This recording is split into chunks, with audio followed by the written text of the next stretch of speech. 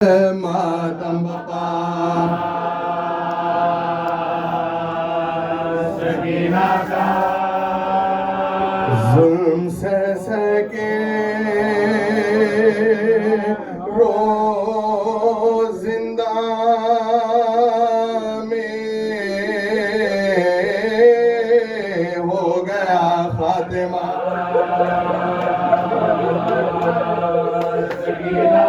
ہو گیا خاتمہ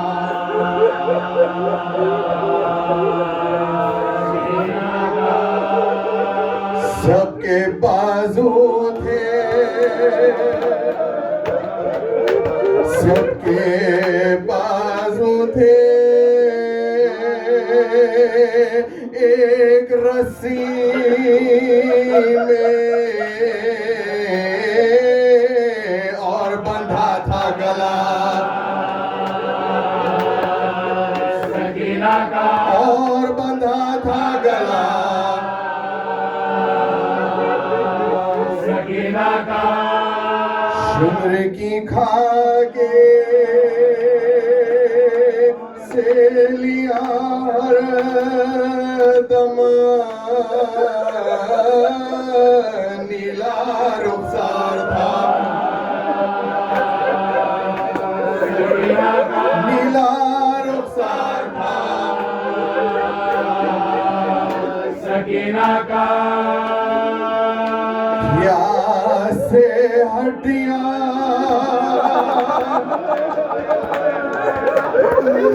پیاس سے ہڈیاں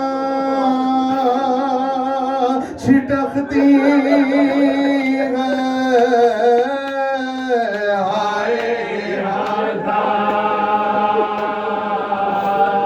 سکینہ کا ہائے یہ حال تھا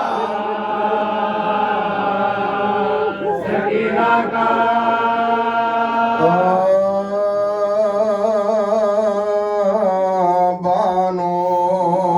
بانوں سے دم بدم یہ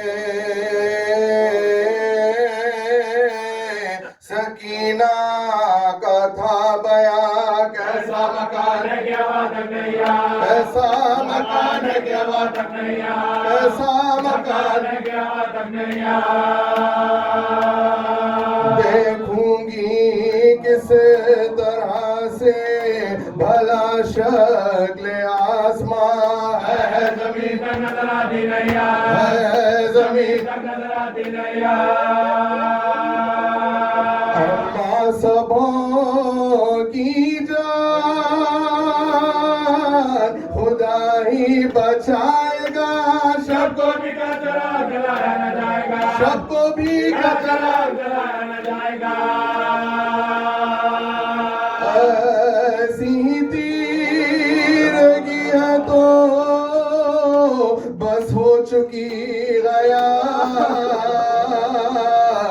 میں جانتی ہوں آج کی شب کو شب وفات سوتے تھے لے کے سینے پا بابا تمام رات عادت میری بگاڑ گئے چاہے تو سپا عادت میری بگاڑ گئے چاہے تو سپا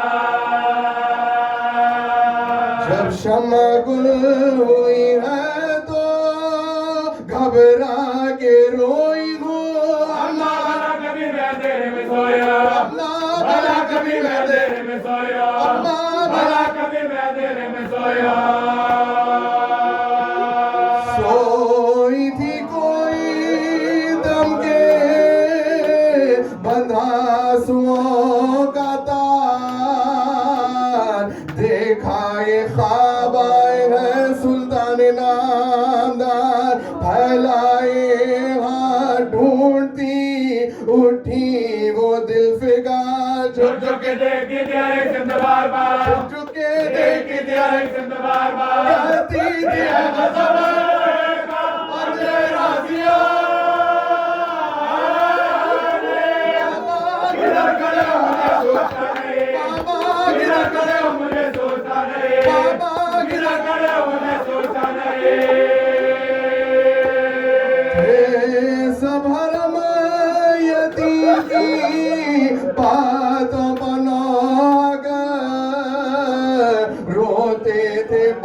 آسمان بھی موڑا ڈھاپ کر ناگا گئی یزید کو اس حال کی خبر مچھلی ہوئی ہے تو کرے سلطان کاروبار مچھلی ہوئی ہے تو کرے سلطان کاروبار فریاد کر رہی ہے عجب استرار ہے بابا کو دیکھنے کے لیے بے قرار ہے بابا کو دیکھنے کے لیے بے قرار ہے بابا کو دیکھنے کے لیے بے قرار ہے لے جاؤ فرق شاہ یہ بولا سیاروں لے کر سر حسین روانہ ہوئے عدو تھی راہ میں چمک سر انور کی 4 سو زندہ کے پاس جا کے جو دکھے سونے کو زندہ کے پاس جا کے جو دکھے سونے کو سیدانیوں میں حشر ہوا صف الٹ گئی زندہ کے در سے آکے سکینہ لپٹ گئی زندہ کے در سے آکے سکینہ لپٹ گئی خوش خوش کھڑی ہوئی تھی سکینہ لگایا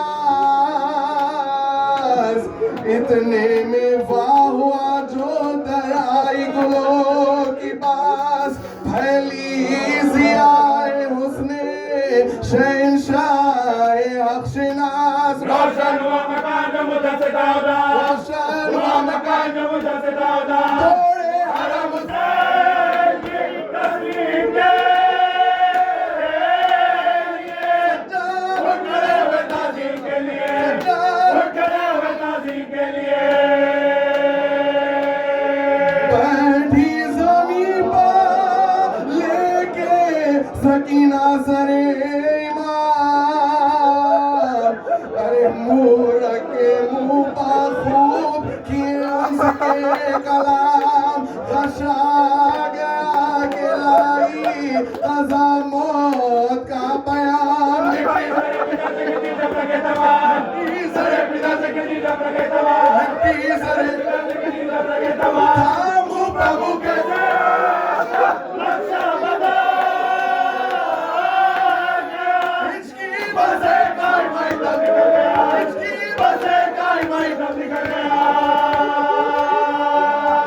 دیکھی جو نفس رونے لگے عابد حزین ماں نے کہا تڑپ کے مجھے تابب نہیں جو حال ہو خدا کے لیے کہہ چکو کہیں سچا سچ کہہ کے بولے کہ مر گئے سچ کہہ کے بولے کہ مر گئے سچ کہہ کے بولے کہ مر گئے تکلیف دیجیے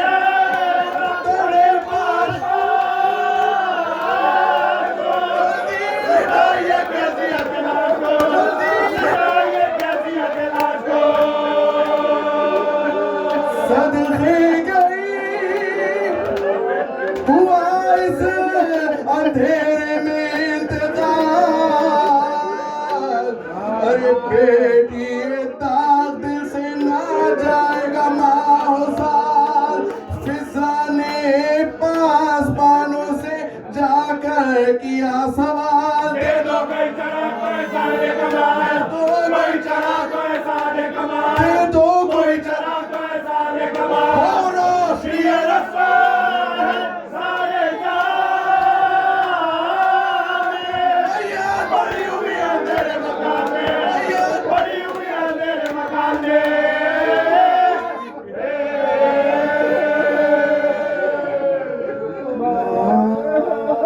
زندہ میں مقید ہوئے جس حرم شاہ امبوئے خلائق ہوا دروازے پناہگاہ بلوا ہوا ادھر جا کے مسدود ہوئی راہ سر شرم سے زنجیر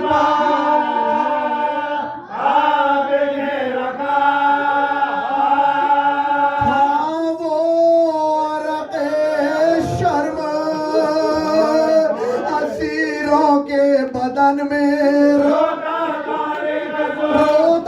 تارے کزو ہمیشہ زمان میں ناگہان نمودار ہوئی شام غریبہ آیا زبالودہ وہاں شمر بدیمہ ایک ایک سے مخاطب ہوا وہ دشمن یزدان اب جو کہ ہوتا ہے مخاطب ہوئے گی رہائی نہ کبھی آلے ابا کی کر دے گی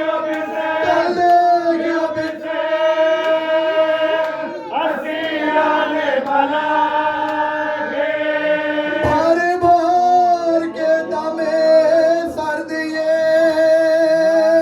کی بالوں سے گفتار اس بچے کو دیکھو تو کہ کیا خوش ہے یہ دلدار کیا نام پدر پیار سے لیتا ہے ہر ایک بار ایک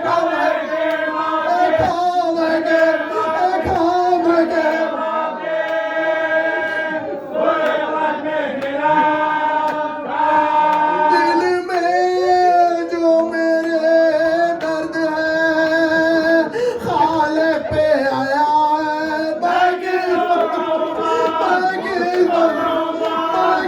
تو میرا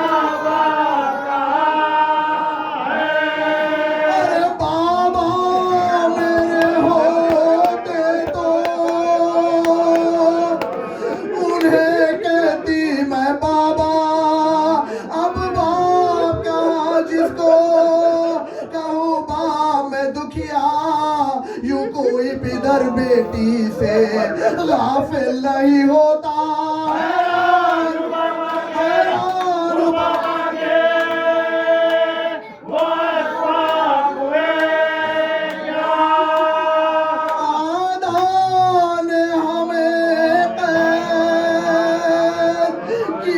شام میں لا کر بابا میرے کیا مجھ کو نہیں چھوڑتے یہ کہہ کے سکینہ بجو رقت ہوئی تاری بس ہائے پدر کے کئی بار پکاری تڑپی جو زمین پر تو زمین ہل گئی ساری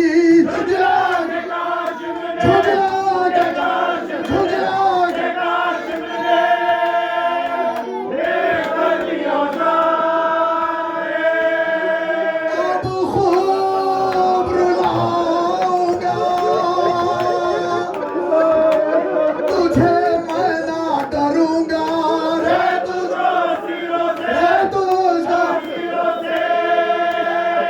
جدا کرو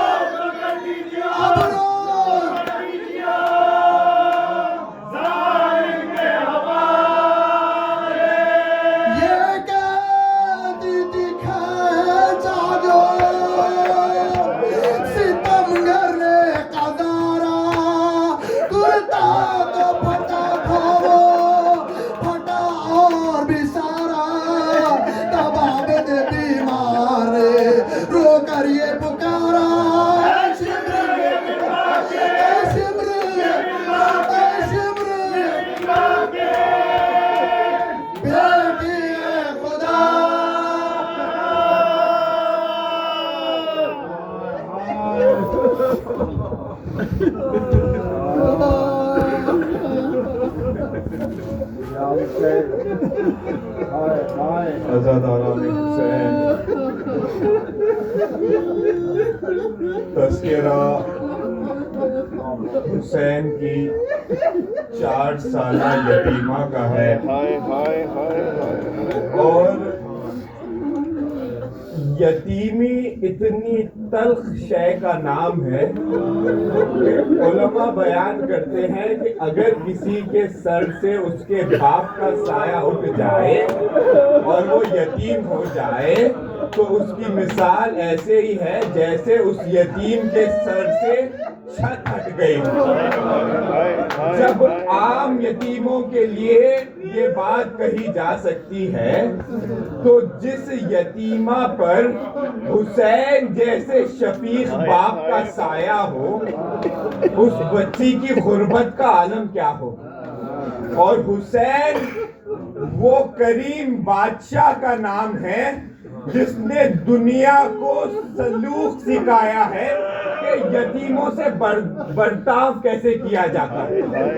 جب 10 ذی الحجہ کو حسین کو مسلم کی شہادت کی خبر ملی تو حسین نے مسلم کی 3 سالہ بیٹی کو بلایا تاکہ اس کو اپنے باپ کی شہادت کی خبر سنا سکے۔ اب سلوک کیا کیا حسین نے مسلم کی بیٹی کے ساتھ کہ مسلم کی بیٹی کو اپنی آغوش میں بٹھایا، کبھی مسلم کی بیٹی کے سر پہ ہاتھ پھیرتے، کبھی مسلم کی بیٹی کا رخسارہ چومتے ہیں، کبھی مسلم کی بیٹی کے کانوں میں گوشوارے پہناتے ہیں۔ سکینہ نے یہ منظر بڑی دور سے کھڑے ہو کے دیکھا۔ اب اس بچی نے یہی سوچا کہ شاید دنیا کا دستور ہی یہی ہے کہ جب کسی کا باپ مر جائے تو اس کے یتیموں سے ایسے پیار کیا جاتا ہے۔ ہائے سکینہ کی غربت، جب شام غریبہ یہ بچی یتیم ہوئی تو کسی نے اس بچی کے رخسار کو چوما نہیں، بلکہ شمر ملعون نے اس بچی کے رخسار پر تماشے۔ کسی نے اس بچی کے کانوں میں گوشوارے تو نہیں بنائے، لیکن اس شمر ملعون نے اس زور سے سکینہ کے کانوں سے گوشوارے کھینچے کہ سکینہ کے کان زخمی۔ تصور کیجئے گا جس بچی کے ابتدا کے مصائب کا یہ عالم ہو تو اس بچی کی مصیبتوں کی انتہا کی کیا عالم ہے۔ 3 خواہشیں اس بچی کی ایسی ہیں جو کبھی پوری نہ ہو سکی۔ پہلی خواہش، عصر عاشور کے بعد اس بچی کی پیاس کبھی بجھ نہ سکے۔ دوسری خواہش، عصر عاشور سے لے کے زندان میں شہادت تک اس بچی کو کبھی نیند نہیں آئی۔ تیسری خواہش، جتنا اس بچی کو وطن جانے کا ارمان تھا یہ بچی ہمیشہ کے لیے قید خانے۔ سکینہ کی پیاس کا عالم یہ تھا کہ کربلا سے کوفہ، کوفے سے شام تک کے سفر میں اس بچی کی پیاس کبھی بجھی ہی نہیں۔ بس اتنا پانی میسر ہوتا کہ روح اور جسم کا رشتہ قائم رہ سکے بس۔ جب شام کے بازار سے قافلے کو لے جایا جا رہا تھا تو ایک مقام پہ قافلے کو ٹھہرایا گیا، اور جس مقام پہ شہزادی زینب کی اماری رکی، سکینہ اپنی پھوپھی کی گود میں سر جھکا کے بیٹھی تھی۔ جس گھر کے آگے وہ سواری رکی وہ ایک مومنہ کا گھر تھا۔ جب وہ باہر نکلی اور اس نے سکینہ کے چہرے پر نظر کی تو اس نے دیکھا کہ یہ بچی کے پیاس کے مارے ہونٹ خشک ہو چکے ہیں، بچی کے کانوں سے خون جاری ہے۔ یہ مومنہ دوڑی دوڑی گئی، اندر سے اپنے گھر سے ایک کوزے میں تھوڑا سا پانی لے آئی اور بی بی کو نظر کی اور کہا، اے بی بی، میں دیکھ رہی ہوں آپ بہت پیاسی ہیں، آپ یہ پانی نوش فرما لیجئے۔ جب بچی کے ہاتھ میں وہ کوسا آیا تو سکینہ نے چاہا کہ وہ پانی پیے، ابھی پی رہی تھی کہ مومنہ نے ٹوکا، کہا، بی بی جب آپ پانی پی لو پھر میرے لیے ایک دعا کر دینا.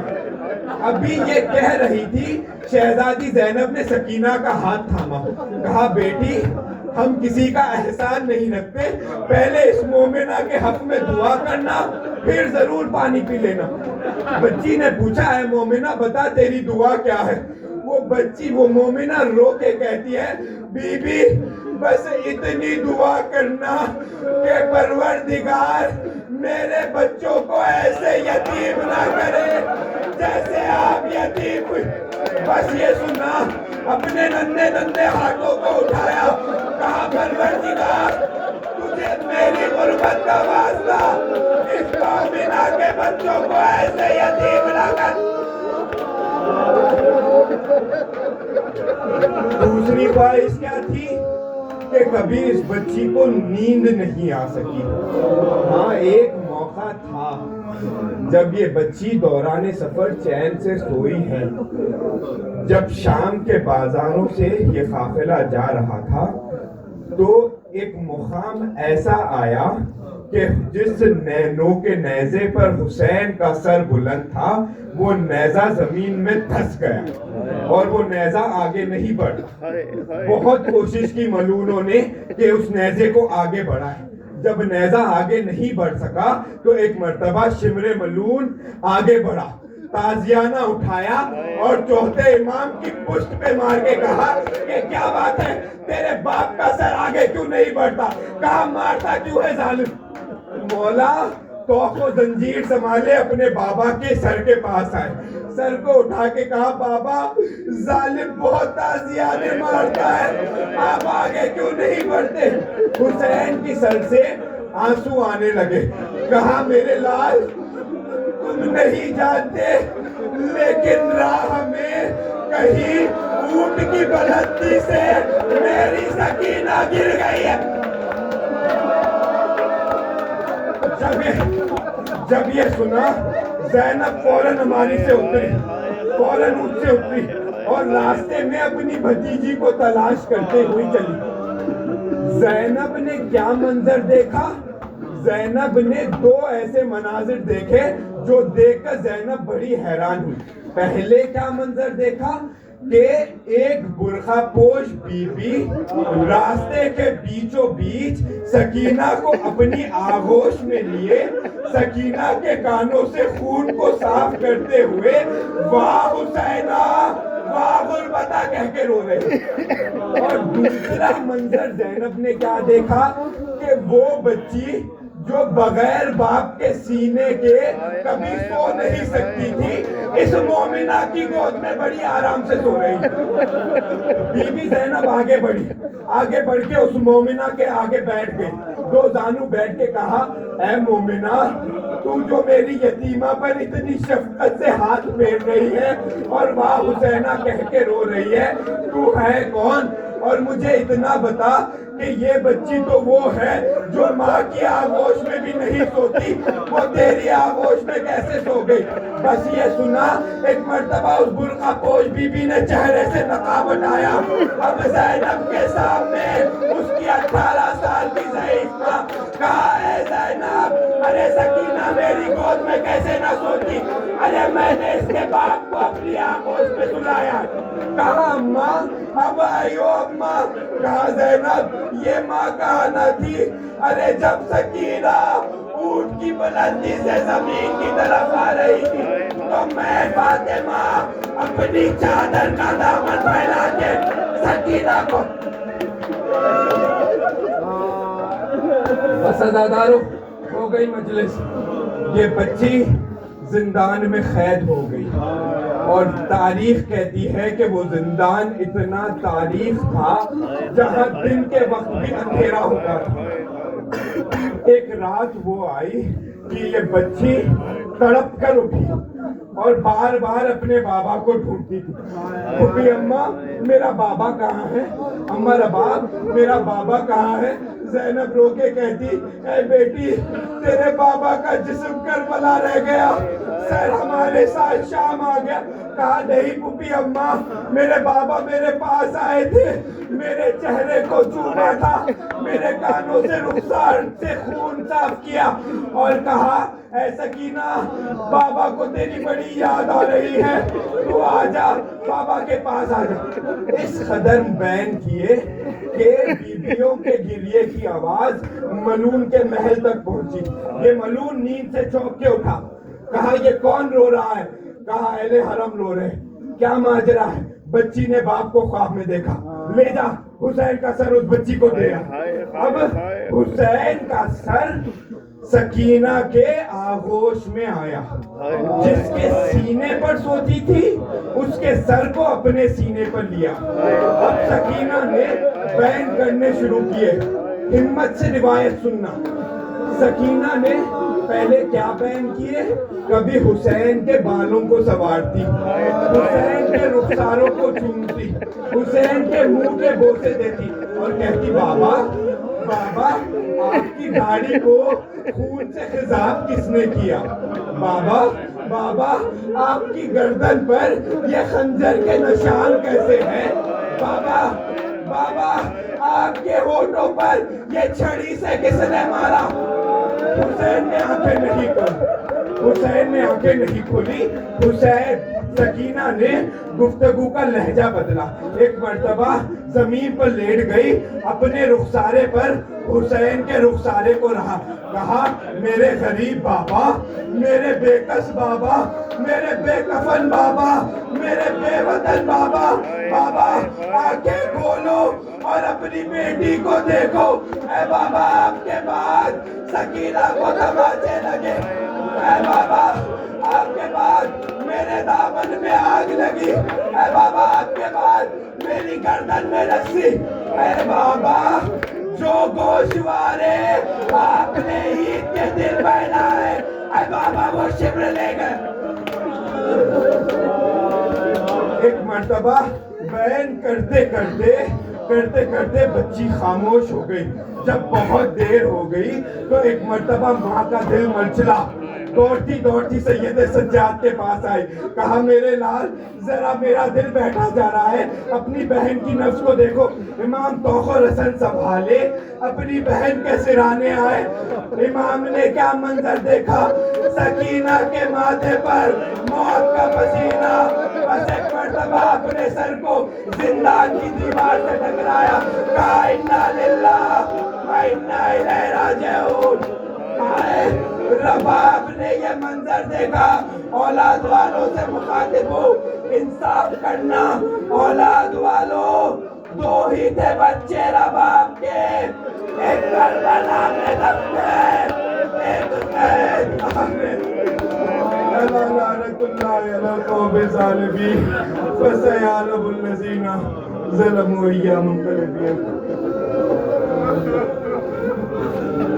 Ya Hüseyin! Ya Hüseyin! Ya Hüseyin! Ya Hüseyin!